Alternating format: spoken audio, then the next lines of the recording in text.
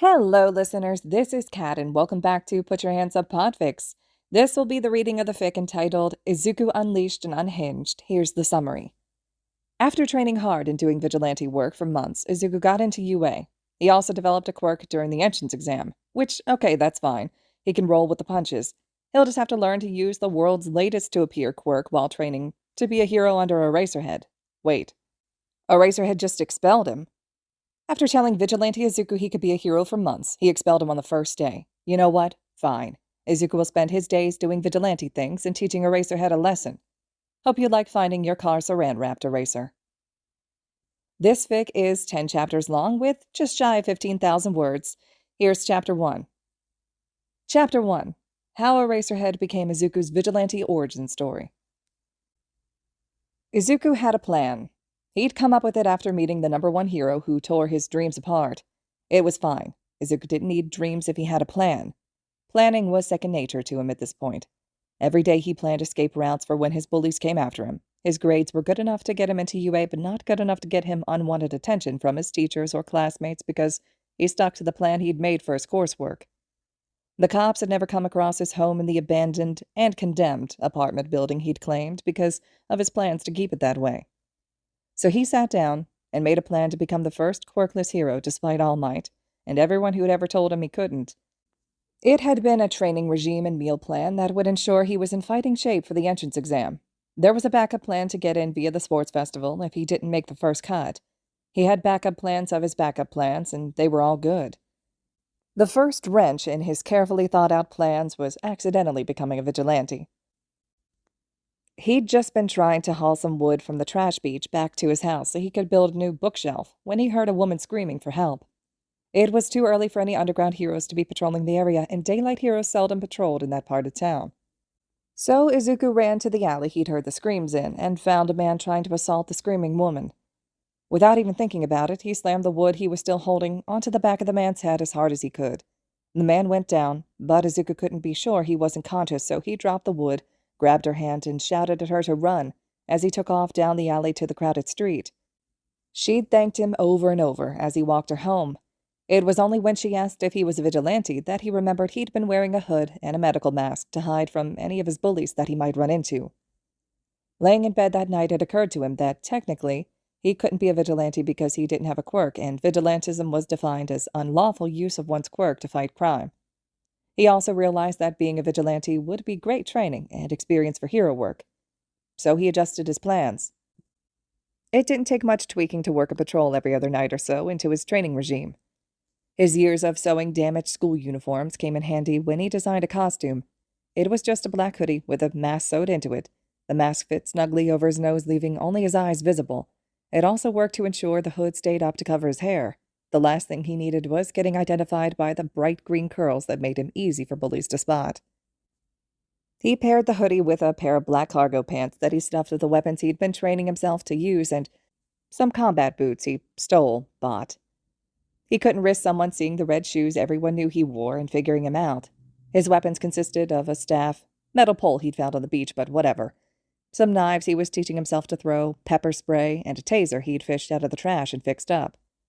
The problem his plan faced was getting noticed by the underground heroes during his vigilante patrols.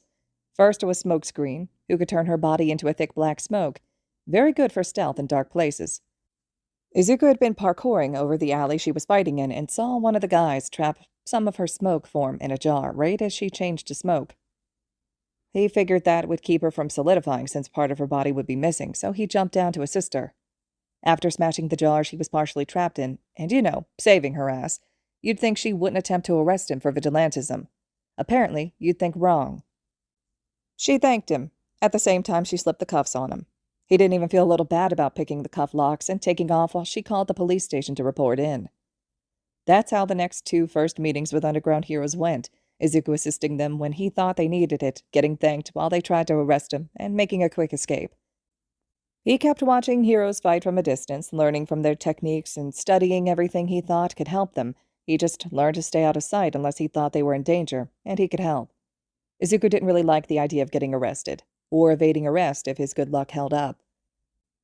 The 4th hero he met was Eraserhead, and he would have been much more excited if it had happened differently.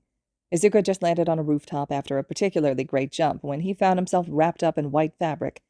Following the fabric to its source blessed Izuku with the sight of his all-time favorite hero, Eraserhead. Izuku smiled, even though the man couldn't see it. Eraserhead! I'd say I was happy to meet you, but, tough to be happy when you're using me for your bondage kink without consent. That didn't get the response Izuku wanted, just a heavy sigh.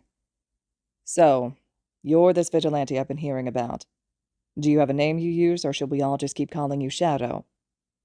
Cocking his head to the side, Izuku asked. Shadow? Something about you appearing from and disappearing into the shadows. The underground hero shrugged. Oh, okay. Call me whatever you want, I guess, but do you care to explain this? He wiggled his arms to bring attention to his bindings. Vigilantism is illegal, kid. I'm working your case, so this is me bringing you in. Shaking his head in mock disappointment, Izuku replied. I'm not breaking any laws, though. You may want to check the loopholes on vigilante laws, and I could go down to the station and spell it all out for you, but that doesn't sound like a great time. Pulling the knife from his pocket, Izuku cut through the capture weapon and took off into the night. It was kind of flattering that they were sending a hero to catch him. He didn't think he'd been that noticeable. Maybe it was the fact that he'd hacked into the police radios to start giving them the locations of tied-up criminals. Whatever, he was just glad he'd gotten his hands on such a good knife. It had been to cut through things like wires and cables, but that was the only thing he had that would let him slice through something as sturdy as a capture scarf. Over the next few months, Izuku ran into Eraserhead again and again. Slowly, the man stopped trying to catch him as soon as he laid eyes on Izuku. Instead, he had decided to talk Izuku out of being a vigilante and into being a hero. Izuku kept the fact that this was his training for the entrance exam to himself. He didn't want to give Eraserhead any reason to look for him at the exams. He was aware the man taught at UA, and he wouldn't let his fondness for the hero be the reason he was slapped with vigilante charges. Eraserhead even started bringing Izuku food. He never ate it in front of the man. He had to keep his face hidden, but it was nice to not be eating things from dumpsters when he didn't want to shoplift. Eraser had also begun telling Izuku how much potential he had for heroics to convince him. Sure, it could be just a ploy to get him to give up being a vigilante, but it was still amazing to hear from such a great hero. Maybe that's why it hurts so much now. With the other obstacles to his plan, Izuku thought he could handle whatever life threw at him. Then, during the entrance exam, the impossible happened. He got a quirk. Izuku had been dominating, ripping wires out of robots left and right to rack up points when the zero-pointer was seconds away from crushing some girl. He was planning to jump onto the leg to scale it, hoping he could get to the wires that would shut it down before it reached the girl. Instead, he jumped and his leg snapped. He felt power he'd never had before, flowing through his body, and he was flying through the air. The hand he put out to try and grab the robot so he wouldn't splat on the ground — he was so high up, how did he get this high up? — went through the metal like it was butter. His arm exploded with pain, and he was falling through the air. A slap to the face and the girl's quirk kept him from impersonating a pancake. Izuku was taken to Recovery Girl and healed. He wanted to ask her what the actual fuck was happening, but she had a lot of other kids to see, and he figured if he got in, he could talk to her then. When he found the acceptance letter in his P.O. box, Izuku might have done a very embarrassing dance and shrieked a bit. Thankfully, Eraserhead, Aizawa-sensei now, entered the class before Bakugo said too much and told everyone that he was quirkless only months ago. He didn't need any hate for apparently being the world's latest bloomer. Plus, he wanted to talk to Recovery Girl before anyone else to figure out how to use it without shattering his body. He stopped thanking Aizawa mentally when he announced the quirk apprehension test. Nerves had him shaking throughout the entire thing. The desperation to not place last was worse than the desperation he'd felt during the entrance exam. The idea of getting kicked out his first day after working his ass off to get in made him want to throw up. So he put everything he had into every test, short of using his quirk. Going home after the exam, he had decided to not use his new quirk until he talked to Recovery Girl and decided how to safely learn control. That didn't stop him from outperforming several of his classmates. Izuku was confident he'd done well enough by the time they got to the ball toss that he wasn't going to use his quirk. Until Aizawa stopped him and said what he did. Izuku had always been too stubborn for his own good, and for once Izuku was mad. He was mad that they were doing this stupid test. They'd proven that they were good enough to get in, so they should get more training before they were tossed out for a lack of potential. He was mad that the underground hero he'd looked up to and spent so much time with had a test that was designed to favor physical quirks. He was mad that UA wasn't looking like it would be much different than Aldera. He let that anger get in his head, and like an idiot, he channeled the quirk he'd been keeping under the surface into his finger. The bone broke, and he felt proud that he'd managed even a little bit of control. Every happy thing he felt right then came crashing down when his name showed up in last place. It didn't make sense. He'd done better than at least one classmate in each test, so he shouldn't have been last.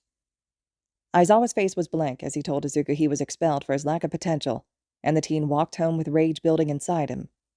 He'd never even gone to Recovery Girl for his finger. What was the point in asking her for help when he wasn't a student there anymore? He would just have to figure it out on his own, just like everything else that mattered in his life.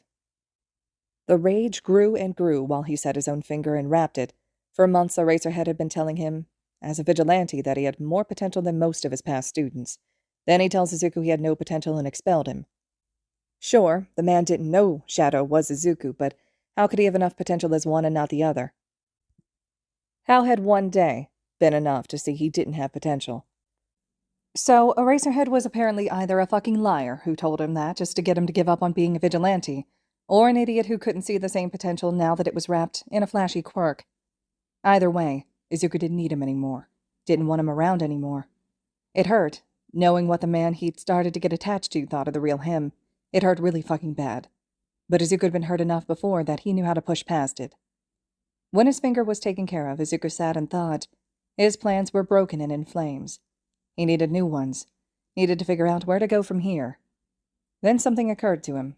If he couldn't be a hero, it didn't matter what he did from here. He could keep up his vigilante work without worrying what would happen to his future if he were caught. Izuku could skip the years of school and get right to saving people. Izuku could even teach Eraserhead to regret the day he'd shown his true colors.